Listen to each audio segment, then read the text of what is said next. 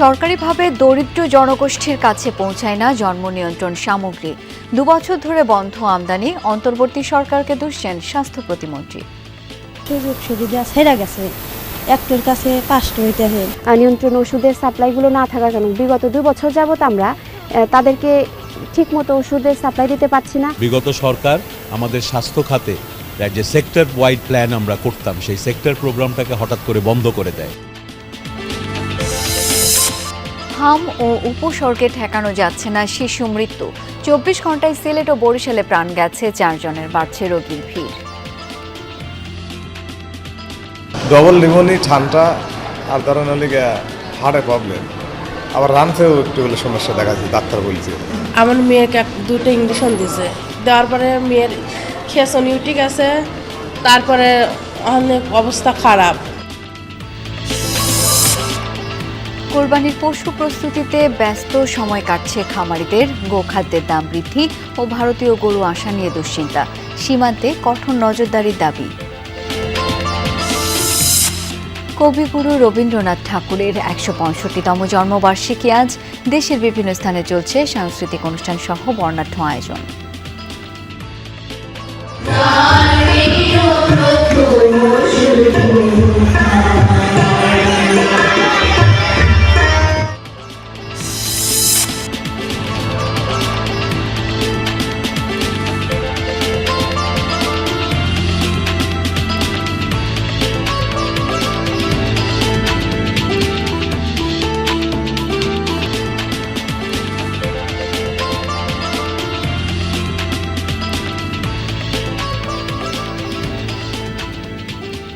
আমন্ত্রণ সংবাদ সারা দেশে, আপনাদের সাথে আছি আমি শাওন দত্ত। এতক্ষণ শিরোনামগুলো দেখছিলেন, এবার বিস্তারিত। এখন আর সরকারিভাবে দরিদ্র জনগোষ্ঠীর মাঝে পৌঁছায় না জন্ম নিয়ন্ত্রণ সামগ্রী। 2 বছর ধরে আমদানি বন্ধ থাকায় শুধু সচেতনতা বৃদ্ধির কাজটুকুই করছেন পরিবার পরিকল্পনা কর্মীরা। স্বাস্থ্য প্রতিমন্ত্রীর দাবি, অন্তর্বর্তীকালীন সরকারের অদূরদর্শিতার কারণে বন্ধ হয়ে গেছে জন্ম নিয়ন্ত্রণ সামগ্রী আমদানি। দ্রুত নিয়ন্ত্রণ না করা গেলে জনসংখ্যার বিস্ফোরণ ঘটবে বলে শঙ্কা সচেতন মহলের।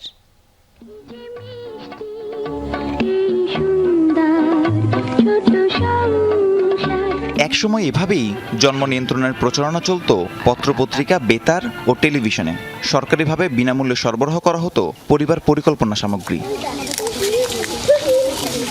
এবার একটু বর্তমান প্রেক্ষাপট দেখে না যাক। সিরাজগঞ্জের মাসুমা এনায়েত পেশায় পরিবার কল্যাণ সহকারী। সূর্যোদয়ের কিছুক্ষণ পরেই শুরু হয় তার কর্মব্যস্ততা। নদী ভাঙন কবলিত খোকসাবাড়ি চরে মানুষের বাড়ি বাড়ি যান।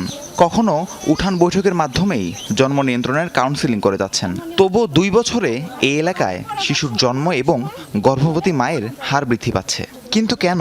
গরিব মানুষগুলো, এখানে অভাবী মানুষগুলো আছে, একদম নদী পার হয়ে আমরা তাদেরকে সেবা দিতাম যখন আমাদের পর্যাপ্ত ওষুধের সাপ্লাই ছিল। কিন্তু এখন এই যে জন্ম নিয়ন্ত্রণ ওষুধের সাপ্লাইগুলো না থাকার কারণে বিগত 2 বছর যাবত আমরা তাদেরকে ঠিকমতো ওষুধের সাপ্লাই দিতে পারছি না, যার জন্য দেখা যাচ্ছে অনাকাঙ্ক্ষিত গর্ভধারণ হচ্ছে। 2024 সাল থেকে দেশের জন্ম নিয়ন্ত্রণ খাবার বড়ি, কন্ডম, IEUD এবং DDS কিট আমদানি বন্ধ। স্বাস্থ্য প্রতিমন্ত্রী জানান, অন্তর্বর্তীকালীন সরকারের অদূরদর্শিতার কারণে দেশজুড়ে বেড়েছে গর্ভবতী মা এবং শিশু জন্মের হার। বিগত সরকার আমাদের স্বাস্থ্য খাতে যে সেক্টর ওয়াইড প্ল্যান আমরা করতাম, সেই সেক্টর প্রোগ্রামটাকে হঠাৎ করে বন্ধ করে দেয়। এটা বড় একটা নীতিগত সিদ্ধান্ত ছিল। এর বিপরীতে কিভাবে আমাদের প্রোগ্রাম প্ল্যানিং হবে সেটারও কোনো নীতি তারা দিতে পারেনি। তো অন্তর্বর্তী সরকারি সময় ব্যর্থতা এবং ব্যত্যয় হয়েছে, ফলে আমরা এবার সমস্যা দেখলাম। আগে যে অপারেশনাল প্ল্যান হতো, সেই অপারেশনাল প্ল্যানগুলো বন্ধ হয়ে যাওয়াতে দীর্ঘদিন ধরে ওখানে একটা স্থবিরতা আছে। চরাঞ্চল, যেখানে বেশিরভাগ মানুষই দারিদ্র্য সীমার নিচে। নুন আনতেই যেখানে পান্তা ফুরোয়, সেখানে পয়সা খরচ করে জন্ম নিয়ন্ত্রণের উপকরণ কেনার কোনো আগ্রহই নেই মানুষগুলোর মাঝে। তাই পিছিয়ে পড়া হতদরিদ্র এই জনগোষ্ঠীতে ঘটছে অনাকাঙ্ক্ষিত গর্ভধারণের ঘটনা। আগে আপা ওষুধ দিছে, কিন্তু পোলাপান বাচ্চা জাগরে হয়েছে সুযোগ সুবিধা মতে, আর এখন হলো সুযোগ সুবিধা ছেড়ে গেছে, একটার কাছে 5টা হইতে হয়। ব্যবস্থার উপরে 2 বছর আগে থাকছি, এখন ব্যবস্থা কোনো নিতে পারি না। এখন সন্তান বেশি হয়ে গেলে মানুষ কয় যে পেটে হয়ে যায়, তখন তো আর কিছু করার নাই। তখন যদি নষ্ট করতে যাই তখন করে আরও টাকা পয়সার দরকার বেশি হয়। কিনে খাম টেহা নাকবো না, টাকা পয়সা নাই দেখে হয়তো আমরা আশা করে থাকি যে আপনারা আল্লাহ দিলি করে আমরা আল্লাহ উপকার হবে। পরিবার পরিকল্পনার সাথে সংশ্লিষ্টরা জানান, সাধারণত ঘরের নারীরাই তাদের থেকে জন্ম নিয়ন্ত্রণ সামগ্রী নিতেন। এখন সরবরাহ না থাকায় সুবিধাভোগীদের হাতে তুলে দেওয়া যাচ্ছে না কোনো উপকরণ। সামাজিকভাবে বিষয়গুলো নিয়ে খোলামেলাভাবে আলোচনা করতে লজ্জা পাওয়ায় প্রয়োজন থাকলেও কিনে ব্যবহার করতে পারছেন না জন্ম নিয়ন্ত্রণ বড়ি বা কন্ডম। 5 আগস্টের পর থেকে পরিবার পরিকল্পনা কোনো রকমের সামগ্রী সাপ্লাই নাই, মানে পর্যাপ্তভাবে নাই। আর এই কারণে জনসংখ্যা বৃদ্ধি পাচ্ছে। আর পরিবার পরিকল্পনার সামগ্রীগুলো এমনই মানে যেটা মানুষের কাছে বলতে লজ্জা শরম পায় মানুষ। আমরা শিশু থেকে শুরু করে এই দম্পতি পর্যন্ত কিশোর কিন্তু এর মধ্যে রয়েছে আমাদের। এই বৃহৎ জনগোষ্ঠীর সেবা আমরা আসলে দিতে পারছি না। আমরা নিজেরাও খুবই লজ্জিত, দুঃখিত এবং কষ্টের মধ্যে রয়েছি। পরিসংখ্যান বলছে, বিগত বছরগুলোর তুলনায় 1/3 নেমে এসেছে পরিবার পরিকল্পনা সামগ্রী বিতরণ। আমরা ফিল্ড পর্যায়ে গত 2 বছরে গিয়েছি, তাতে দেখেছি যে বিগত সময় থেকে এইখানে এখন হচ্ছে যে জনসংখ্যা মানে ছোট বাচ্চার পরিমাণটা আমরা বেশি দেখতেছি। অনাকাঙ্ক্ষিত গর্ভধারণ এবং জনসংখ্যা নিয়ন্ত্রণে পরিবার পরিকল্পনা সামগ্রী আমদানির বিকল্প নেই বলছেন সংশ্লিষ্টরা। জন্মনিয়ন্ত্রণ সামগ্রীর সরবরাহ প্রায় শূন্যের কোঠায় নেমে এসেছে, ফলে আমরা দম্পতিদের মাঝে জন্মনিয়ন্ত্রণ সামগ্রী দিতে পারছি না। আর না দেওয়ার কারণে আমাদের অনাকাঙ্ক্ষিত গর্ভধারণ হয়ে যাচ্ছে। 56,000 বর্গমাইলের এই দেশে 18 কোটিরও বেশি মানুষের বাস। সচেতন মহল বলছে, সঠিকভাবে জন্ম নিয়ন্ত্রণ করা না গেলে ঘটবে জনসংখ্যার বিস্ফোরণ। তাই অতি দ্রুত জন্ম নিয়ন্ত্রণের জন্য প্রয়োজনীয় সামগ্রী আমদানি এবং মাঠ পর্যায়ে বিতরণ শুরুর দাবি তাদের। রাহিম সারোয়ার, যমুনা নিউজ। হাম ও উপসর্গে থামছে না মৃত্যুর মিছিল। সিলেটে ও বরিশালে গত 24 ঘন্টায় হামের উপসর্গ নিয়ে প্রাণ গেছে 4 শিশুর। প্রাদুর্ভাব শুরুর পর সিলেটে হাম ও উপসর্গ নিয়ে মারা গেছেন 23 জন। গত 24 ঘন্টায় উপসর্গ নিয়ে সিলেট ওসমানী মেডিকেলে নতুন ভর্তি হয়েছেন 53 জন। বরিশাল শেরেবাংলা মেডিকেলে 24 ঘন্টায় হাম উপসর্গে মৃত্যু হয়েছে 1 জনের। নতুন রোগী ভর্তি 33 জন। চাঁদপুর সদর হাসপাতালে গত 24 ঘন্টায় হামের উপসর্গ নিয়ে ভর্তি হয়েছে 15 জন। বর্তমানে হাসপাতালটি চিকিৎসাধীন 45 জন। এছাড়া রাজশাহী, খুলনা, বরিশাল বিভাগের বিভিন্ন হাসপাতালগুলোতেও রোগীর ভিড়। অনেক জায়গায় ওয়ার্ডে পর্যাপ্ত জায়গা সংকুলান না হয় বারান্দায় রেখে রোগীদের চিকিৎসা দেওয়া হচ্ছে, আবার কোথাও একই বেডে একাধিক শিশুকে চিকিৎসা দেওয়া হচ্ছে। এতে সংক্রমণের ঝুঁকি বাড়ছে। মেয়ের খেসনিউটিক আছে, তারপরে অনেক অবস্থা খারাপ, তারপরে এখানে দিয়ে পাঠাইছে। এখানে এসে 3 দিন, তারপরে আইসে তো 3 দিন পর সিরিয়াল পায় ভর্তি চাইছে 9 দিন। এখানে একটা ব্যান আসলে সেটা বিক্রি করেছি বাড়িতে। এখন ধরেন আমার কিছু নাই যে বিক্রি করি আমি চিকিৎসা করবো। দর্শক, হাম পরিস্থিতির খবরাখবর জেনে নিতে চাই। এই মুহূর্তে চাঁদপুর থেকে আমার সঙ্গে যুক্ত হচ্ছেন সহকর্মী ইব্রাহিম রনি। ইব্রাহিম, যারা আক্রান্ত হয়েছেন ঠিকমতো তারা সেবা পাচ্ছেন কিনা এবং টিকাদান কর্মসূচির কি আপডেট রয়েছে আপনার কাছে জানাবেন। শাওন, চাঁদপুরে কিন্তু হামের প্রাদুর্ভাব বাড়ছে, যেটি আসলে টিকাদান কর্মসূচি চলছে। কমার কথা থাকলেও সেটি এখনো নিয়ন্ত্রণে আসছে না, কিন্তু চিকিৎসকরা আশাবাদ প্রকাশ করেছেন যে হয়তো কিছুদিনের মধ্যেই হামের প্রাদুর্ভাব নিয়ন্ত্রণে আসবে। চাঁদপুর সদর হাসপাতালে কিন্তু গত 24 ঘন্টায় 15 জন রোগী ভর্তি হয়েছেন, চিকিৎসা নিয়ে বাড়ি ফিরেছেন 15 জন। বর্তমানে চাঁদপুর জেনারেল এই সদর হাসপাতালে কিন্তু 45 জন রোগী ভর্তি হয়েছেন। জেলায় এ পর্যন্ত 6 শতাধিক হাম সন্দেহে শিশুর এবং প্রাপ্তবয়স্কর নমুনা সংগ্রহ করা হয়েছে, ঢাকা পাঠানো হয়েছে। 203 জনের রিপোর্ট এসেছে, তার মধ্যে কিন্তু 97 জনের রিপোর্ট পজিটিভ এসেছে, তাদের হাম শনাক্ত হয়েছে। যে কারণে এই হামের প্রাদুর্ভাব বাড়ার কারণে কিন্তু এই সদর হাসপাতালে রোগীর চাপ বেড়েছে। অন্যান্য রোগীর চাপ থাকায় কিন্তু হাসপাতালের যে বেড আছে সেখানে স্থান না হয় মেঝেতে চিকিৎসা হচ্ছে, করিডোরে চিকিৎসা হচ্ছে।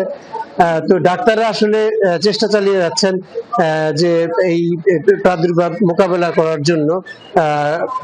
তো টিকাদান কর্মসূচি চলছে। জেলায় কিন্তু এ পর্যন্ত 3,23,000 শিশুকে টিকা দেওয়া হয়েছে। স্বাস্থ্য বিভাগ যেমনটি জানিয়েছে যে প্রায় 99% টার্গেট করা শিশুকে টিকা দেওয়া হয়েছে। তো এই ছিল চাঁদপুর থেকে সর্বশেষ। ইব্রাহিম, ধন্যবাদ আপনাকে। চট্টগ্রামের সন্ত্রাসীদের গুলিতে যুবক রাজু নিহতের ঘটনায় এখনো মামলা হয়নি, আটকও হয়নি কেউ। গতকাল রাতে বায়েজিদ থানার রৌফাবাদ শহীদনগর কলোনিতে হত্যার ঘটনা ঘটে। গুলিবিদ্ধ হয়ে ঘটনাস্থলে মৃত্যু হয় রাজুর। একই ঘটনায় গুলিবিদ্ধ হয় আরও এক শিশু। তাকে চট্টগ্রাম মেডিকেল কলেজ হাসপাতালে নেওয়া হয়েছে। নিহত ওই যুবককে বোনের বাসায় বেড়াতে গিয়েছিলেন তিনি। গোলাগুলিতে গুলিবিদ্ধ শিশু রেশমিকে হাসপাতালের 28 নম্বর ওয়ার্ডে ভর্তি করানো হয়েছে। পুলিশ বলছে টার্গেট করে মৃত্যু নিশ্চিত করতে এই হামলা চালানো হয়। জড়িতদের ধরতে অভিযান চলছে। ঈদুল আজহাকে সামনে রেখে ব্যস্ত সময় পার করছেন টাঙ্গাইলের গবাদি পশু খামারিরা। জেলায় চাহিদা তুলনায় উদ্বৃত্ত পশু থাকলেও গোখাদ্যের অস্বাভাবিক দাম নিয়ে চিন্তিত তারা। খামারিদের দাবি, ভারতীয় গরু আসা বন্ধ করা গেলে লাভের মুখ দেখবেন তারা। ভোর থেকে রাত ব্যস্ততা এখন তুঙ্গে। আসন্ন কুরবানির ঈদ সামনে রেখে টাঙ্গাইলের 26,000-এর বেশি খামারে চলছে প্রস্তুতি। চরাঞ্চলে নিজস্ব জমিতে আবাদ করা কাঁচা ঘাস দিয়ে কিছুটা সাশ্রয় হলেও বাজারে গোখাদ্যের দাম আকাশচুম্বী। খামারিরা বলছেন, দ্রব্যমূল্যের ঊর্ধ্বগতির বাজারে পশুপালনের ব্যয় আগের চেয়ে বেড়েছে কয়েক গুণ। ন্যায্য দাম না পেলে বড় ধরনের লোকসানের মুখে পড়ার ভয় তাদের। চিরার বুসিয়ান বার গেলে এর দাম আছে 900 টাকা বস্তা। কেমনে করে গরু পালবো? 1 বছর ধরে পালতেছে, আমার পরে 60-70 হাজার টাকা খরচ হয়েছে এই গরুতে। 20-30 হাজার টাকা যদি একটা গরুতে আমাদের লাভ হয়, সেক্ষেত্রে আমাদের কিছু আশা থাকে। রোজার ঈদের আগে আমরা এই যেগুলা বিদেশি জাতের ছিল সেগুলা বিক্রি করেছি। এখন আমরা কুরবানির জন্য দেশি গরু প্রস্তুত করছি। বাহিরের দেশ থেকে গরু না আসে তাহলে হয়তো আমাদের খামার ব্যবস্থা টিকে থাকবে। সরকারি হিসাবে জেলায় এবছর কুরবানির জন্য প্রস্তুত রয়েছে 2,33,993টি গবাদি পশু, যেখানে জেলার চাহিদা 1,95,178টি। অর্থাৎ চাহিদার চেয়ে অতিরিক্ত পশু রয়েছে প্রায় 40,000।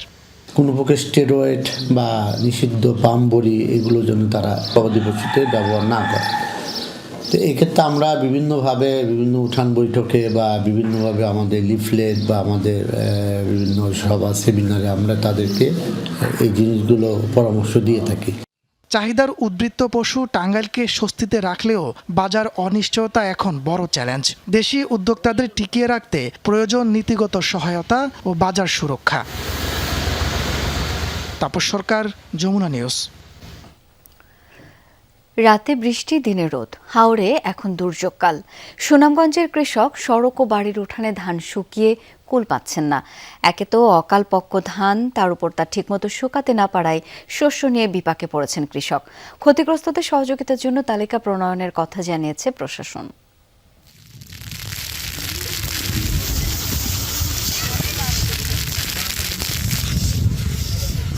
সুনামগঞ্জে হাওরের বুক জুড়ে এখন শুধু ফসল বাঁচানোর লড়াই। সাম্প্রতিক প্লাবনে তলিয়ে যাওয়া ফসল ঘরে তুলতে প্রাণান্ত চেষ্টা চালিয়ে যাচ্ছেন কৃষক। রাতে বৃষ্টি আর দিনে প্রখর রোদ, এমন প্রতিকূল পরিস্থিতিতে চাষির কষ্টের ফসল। আরো কয়েকটা দিন রোদের দেখা পেলেই টিকে যাবে বছরের খোরাকিটুকু, আশা তাদের। জমিন গেল গা তলে জার্মনিয়া নিল গা, এরপরে কিছু গানছি অনেক ভিজা গেরাই পড়ছে, মানে গেরাগুলা ধান কিছু লইতাছি যদি বাবা যত খাওয়া যায়। দিন মেঘ আসিল, ধান ভাঙাইতে পারছি না, ধানের অভাবে ধানের মেয়েতে গেরাইছে। আজকে রোদ উঠছে, একটু সুযোগ পাইছি, আজকে ধান ভাঙাইতেছি। 2 দিন ধরে রোদ উঠছে, একটু শুকাইতে পারতেছে। এমনি যদি আবার মনে করেন 4-5 দিন থাকে, তাহলে আমরা একটা পর্যায়ে নিয়ে যেতে পারবো। কিছু কিছু ধান গেরা বেশি আইছে, প্লাস গন্ধ করে। এখন আল্লাহ রোদ দিছে, আমরা ধানগুলা শুকাইতেছি। জেলা প্রশাসন জানিয়েছে এরই মধ্যে ক্ষতিগ্রস্ত 50,000 কৃষকের তালিকা তৈরি হয়েছে। পর্যায়ক্রমে তাদের সহযোগিতার আশ্বাস। ইতিমধ্যে আমরা 50,000 কৃষক পরিবার, ক্ষতিগ্রস্ত কৃষক পরিবারের তালিকা করেছি এবং এটা একটা চলমান প্রক্রিয়া, এটা চলছে। বিশ্বম্বরপুর উপজেলায় 400 ক্ষতিগ্রস্ত কৃষক পরিবারকে 7,500 করে টাকা এবং 20 কেজি করে চাল দেওয়া হয়েছে এবং এরা এই কৃষক ভাইরা এটা আগামী 3 মাস পর্যন্ত পাবে। হাওরের এই ধানের ওপর নির্ভর করে বছর কাটাতে হয় এই অঞ্চলের কৃষককে। তাই পরিকল্পিত ফসল রক্ষা বাঁধের দাবি তাদের দীর্ঘদিনের। সাইফ আহমেদ, যমুনা নিউজ। শতাব্দী পেরিয়ে গেলেও বাঙালি হৃদয়ের প্রতিটি স্পন্দনে আছেন বিশ্বকবি। আজ রবি ঠাকুরের ১৬৫তম জন্মবার্ষিকী উপলক্ষে দেশের বিভিন্ন স্থানে চলছে বর্ণাঢ্য আয়োজন। নওগাঁর প্রতিসরে কবিগুরুর কাছারি বাড়ির আঙ্গিনায় দিনব্যাপী সাংস্কৃতিক সভার উদ্বোধন করেন স্থানীয় সরকার, পল্লী উন্নয়ন ও সমবায় মন্ত্রী মির্জা ফখরুল ইসলাম আলমগীর। মন্ত্রী বলেন, রবি ঠাকুরের সার্বজনীন সাহিত্য চর্চা বাংলা ভাষাভাষীদের মাঝে চিরস্মরণীয় হয়ে থাকবে। উৎসব ঘিরে নাগর নদের তীরে বসেছে গ্রামীণ মেলা, ভিড় জমিয়েছেন কবির ভক্ত অনুরাগীরা। এছাড়া সিরাজগঞ্জের শাহজাদপুরে রবীন্দ্র কাছারি বাড়ি এবং কুষ্টিয়ার কুঠিবাড়িতে আলোচনা সভা সহ রয়েছে সাংস্কৃতিক পরিবেশন। তার যে সার্বজনীন যে সাহিত্য চর্চা শুধু নয়, সাহিত্যের যে বাণী, যে কথাগুলো তিনি এই উপমহাদেশে বিশেষ করে আমাদের বাংলা ভাষায় যারা আমরা পড়াশোনা করি বা বাংলা ভাষায় যারা কথা বলি তাদের কাছে তিনি চিরস্মরণীয় হয়ে থাকবেন।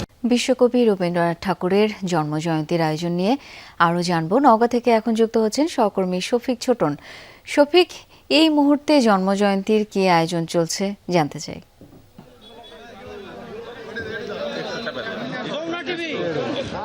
শাওন, এই মুহূর্তে আসলে কবির যে কাচারি বাড়ি, সেই কাচারি বাড়ির সামনে আমি আছি। আপনাকে জানিয়ে রাখি যে প্রতিশোধ ছাড়াও বিশ্বকবি রবীন্দ্রনাথ ঠাকুরের এই অঞ্চলের যে স্মৃতিচিহ্নগুলো আছে বা তার স্মৃতি বিজড়িত জায়গাগুলো আছে, সবগুলোতেই আজকের অনুষ্ঠান আছে। কিন্তু প্রতিশোধে জাতীয়ভাবে বেশ বড় সড়ে অনুষ্ঠান হচ্ছে এবং এই মুহূর্তে কাচারি বাড়ির সামনে কিন্তু উপচে পড়া ভিড়। বিভিন্ন এলাকা থেকে মানুষ এখানে এসে জড়ো হয়েছেন এবং প্রতিশোধে যে রবীন্দ্রনাথের জন্মবার্ষিকীর যে আনন্দ উপভোগ সেটি করছেন, রবীন্দ্রনাথকে স্মৃতিচারণ করছেন। আমরা একজনের সঙ্গে কথা বলে জানবার চেষ্টা করবো। আপনারা তো প্রতি বছর অনুষ্ঠানে আসেন, এইবারের অনুষ্ঠানটা কেমন হচ্ছে? এইবারে অনুষ্ঠান রবীন্দ্রনাথ ঠাকুরের সবচেয়ে বড় অনুষ্ঠান। এই অনুষ্ঠান আমাদের এলাকার একটি সংস্কৃতি হিসাবে পরিচিত হয়েছে। এইবারে অনুষ্ঠান সব অনুষ্ঠানের চেয়ে সবচেয়ে ভালো হয়েছে। রবীন্দ্রনাথ ঠাকুর ছিল জমিদার, আমরা তার প্রজা। আমরা আজকে এই অনুষ্ঠানে অত্যন্তভাবে সমস্ত এলাকার লোক আমরা গভীরভাবে মানে আনন্দঘন মুহূর্ত স্মরণ করে আমরা উৎসব পালন করেছি। অসংখ্য ধন্যবাদ আপনাকে শাওন, যিনি বলছিলেন যে আসলে তাদের প্রাণের উৎসব এটি। তারা প্রতি বছর এই উৎসবে সামিল হন। এছাড়া দেশের নানা প্রান্ত থেকে মানুষ এসে এই প্রতিশোধের আঙিনায় জড়ো হন। বিশেষ করে রবীন্দ্র ভক্ত অনুরাগীদের আসলে এটি একটি মিলন মেলা হয়, এমনটি কিন্তু আমরা দেখছি এবং আজকেও সেই অনুষ্ঠানে কিন্তু মিলন মেলায় তৈরি হবে এমনটাই আমরা বুঝতে পারছি। বিকেলের দিকে আসলে এই উৎসাহ উদ্দীপনাটা সবচেয়ে বেশি থাকে, সাংস্কৃতিক অনুষ্ঠান থাকে। বিকেলের দিকে কিন্তু দর্শনার্থীর সমাগমটাও বেশি থাকে, এরকম আমরা। শফিক, কবিগুরুর এই জন্মজয়ন্তীর আয়োজন নিশ্চয়ই সেই খবরাখবর আপনি সংগ্রহ করতে থাকবেন। অনেক ধন্যবাদ আপনাকে। দর্শকেরই সাথে সংবাদ সারাতে শেষ করছি। ধন্যবাদ এতক্ষণ সাথে থাকার জন্য।